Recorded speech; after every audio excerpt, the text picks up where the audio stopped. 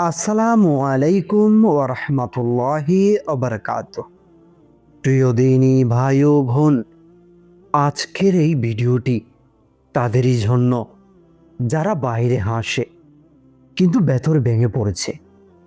আপনি হয়তো অনেক দিন ধরে চুপ, আপনার অভিযোগ নেই, আপনার প্রতিবাদ নেই, শুধু ধৈর্য আছে। মানুষ ভাবে আপনি শক্ত, কিন্তু আল্লাহ জানেন আপনি কতবার রাতে কেঁদে বলেছেন, হে আল্লাহ, আর কত। আজ আমি আপনাকে একটি কথা বলতে এসেছি। আপনার ধৈর্য শেষের পথে নয়, আপনার পুরস্কার শুরু হওয়ার পথে। আর যদি এই আলামতগুলো আপনার জীবনে দেখা যায়, তাহলে বুঝে নিন আল্লাহর পক্ষ থেকেই সুখবর খুবই কাছে। তো চলুন শুরু করি একে একে সেই রহস্যময় আলামতগুলোর আলোচনা। প্রথম আলামত, কষ্টের মাঝেও অদ্ভুত এক শান্তি। হঠাৎ করে লক্ষ্য করছেন সমস্যা আছে, চাপ আছে, ভবিষ্যৎ নিশ্চিত, কিন্তু ভেতরে অদ্ভুত এক স্থিরতা কাজ করছে। আগে যেই সব কথা শুনলে ভেঙে পড়তেন, এখন ততটা লাগে না।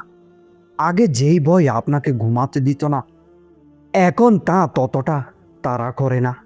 এটি দুর্বলতা না, এটি ঈমানের শক্তি। আল্লাহ যখন পুরস্কার দিতে চান, তার আগে অন্তরে সবরকে দৃঢ় করে দেন। এই শান্তি হলো জ্বরের আগের না, এটি জ্বর শেষ, আকাশ পরিষ্কার হওয়ার শুরু।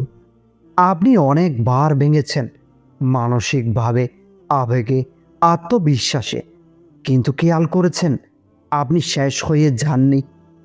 যেখানে অন্য কেউ হয়তো হার মেনে দিত, আপনি এখনো দাঁড়িয়ে আছেন। এটি কাকতালীয় না। আল্লাহ যখন কারো ধৈর্যের বিনিময়ে বড় পুরস্কার নির্ধারণ করেন, তখন তিনি তাকে ভাঙেন, কিন্তু চূর্ণ করেন না। কারণ সম্পূর্ণ ভেঙে গেলে মানুষ এগোতে পারে না। আর আপনি এখনো এগোচ্ছেন। আপনি হয়তো দুর্বল অনুভব করছেন, কিন্তু বাস্তবে আপনি আল্লাহর হেফাজতে আছেন।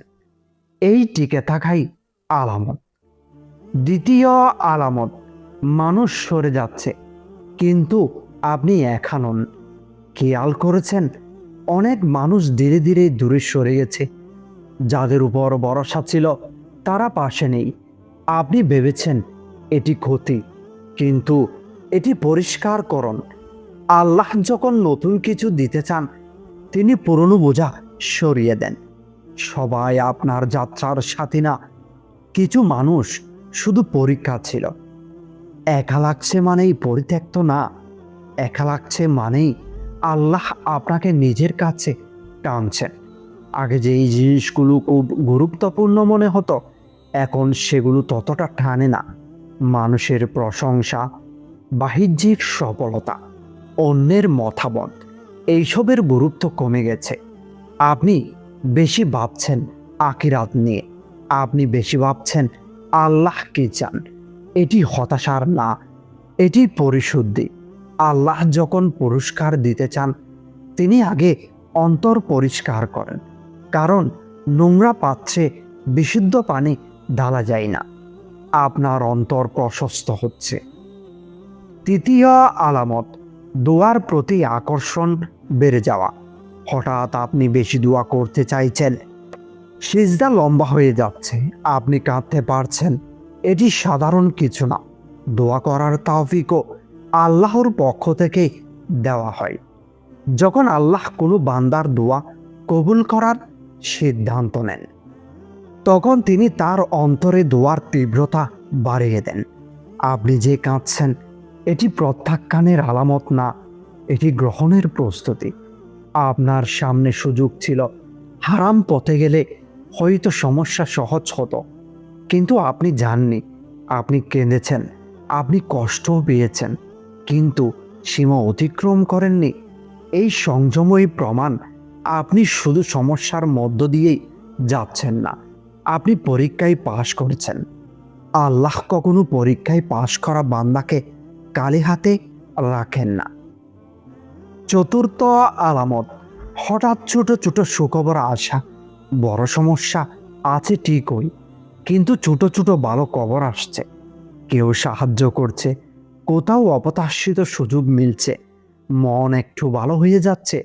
এগুলো কাকতালীয় না, এগুলো বড় রহমতের ট্রেইলার।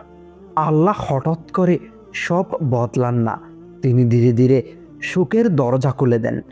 আপনি অনেক দিন অপেক্ষা করছেন, অনেকবার চেষ্টা করেছেন, অনেকবার ব্যর্থ হয়েছেন, কিন্তু দরজা পুরোপুরি বন্ধ হয়নি। একটু আলো রয়ে গেছে, একটু সম্ভাবনা আছে। এটাই ইঙ্গিত। যখন আল্লাহ কোনো বিষয় সম্পূর্ণ বন্ধ করেন, তিনি চিহ্ন মুছে দেন। কিন্তু আপনার ক্ষেত্রে আশা এখনো জীবিত। দেরি মানেই প্রত্যাখ্যান না, দেরি মানেই প্রস্তুতি। পঞ্চম আলামত, ভেতরের ভয় কমে যাওয়া। আগে ভবিষ্যৎ নিয়ে আতঙ্কে ছিলেন, এখনো অনিশ্চয়তা আছে, কিন্তু ভেঙে পড়া নেই। আপনি ভাবছেন যা হবে আল্লাহ ভালো করবেন। এই তাওয়াক্কুলই যখন আসে, তখন বুঝে নিন রবের ফয়সালা ইতিমধ্যেই লিখে রাখা হয়েছে। আগে আপনি নিজেকে ছোট ভাবতেন, নিজেকে ব্যর্থ ভাবতেন, কিন্তু এখন আপনি ধীরে ধীরে বুঝতে পারছেন আপনার মূল্য মানুষের হাতে না, আপনার মূল্য নির্ধারণ করেছেন আল্লাহ।